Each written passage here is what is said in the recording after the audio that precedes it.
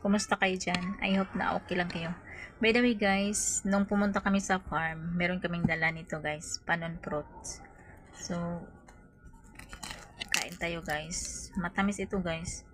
Na may pagkaasim din siya. Ganyan yung ano nyo guys. Oh, hugasan ko muna siya. Tapos, yung ano niya, yung laman niya is ganito.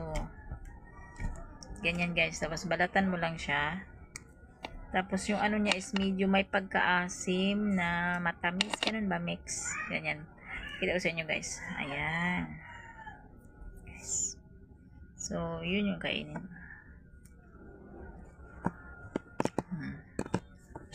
Medyo maasim na matamis guys. Thanks for watching. Keep safe and God bless. Bye.